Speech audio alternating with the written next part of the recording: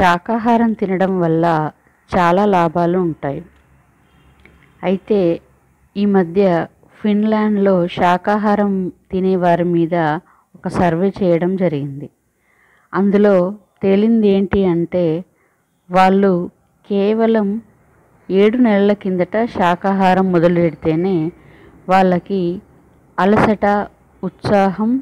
అలసట తగ్గి ఉత్సాహం పెరిగిందని నిర్ధారణ అయింది. అయితే తినే పరిమాణం తగ్గించి దానికి బదులు కూరలు తినడం ఎక్కువ చేయటం వల్ల ఈ రిజల్ట్ అనేది వచ్చింది. ఒక తీరైన ఆహారం తినడం నేర్చుకుంటే మాంసం లేకుండా రుచికరంగా భోజనాన్ని మనం మార్చుకోగలిగితే మనకు అలసట తగ్గి ఆయు ప్రమాణం పెరగడానికి ఎక్కువగా అవకాశాలు ఉన్నాయి.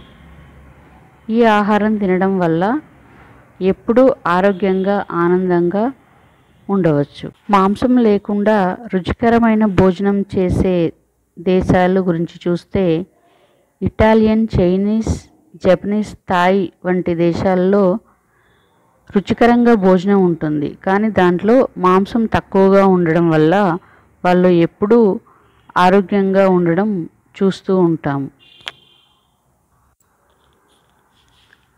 నీరస శరీరం మనసుని నీరసింపజేస్తుంది.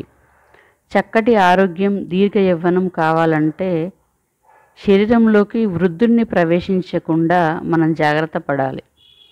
వృద్ధుడిలా ప్రవర్తించకుండా, వృద్ధుడి అలవాట్లు అంటుకోకుండా జాగ్రత్తగా మనని మనం కాపలా కాచుకోవాలి.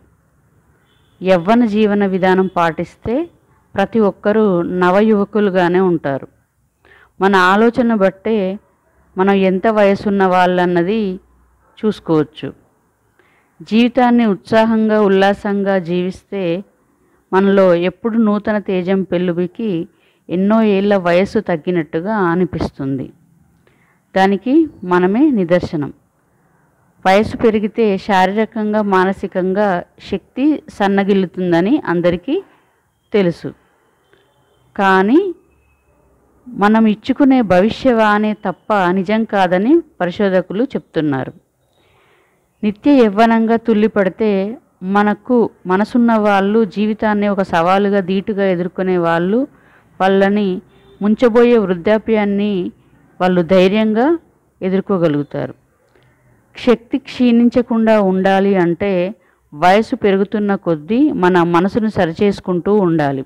కొత్త భాషలు నేర్చుకోవడం, కొత్త యాక్టివిటీస్లో పాల్గొనటం, ఏవైనా క్లాసులకి వెళ్ళడం అలాంటివి చేస్తూ ఉంటే మనం ఎప్పుడూ యవ్వనంగా ఉన్నట్టుగా మనకు అనిపిస్తూ ఉంటుంది. ముఖ్యంగా మంచి పుస్తకాలు చదవడం, మంచి విషయాలు తెలుసుకోవడం, మంచి విషయాల్ని నేర్చుకోవడం అలాంటి పనులు చేస్తూ ఉంటే మనసుని ఎప్పుడూ యవ్వనవంతంగా మనం ఉంచుకోవచ్చు. మనము రెగ్యులర్గా మన మనసుని ఏది అడిగితే మనకు మనసు అదే ఇస్తుంది.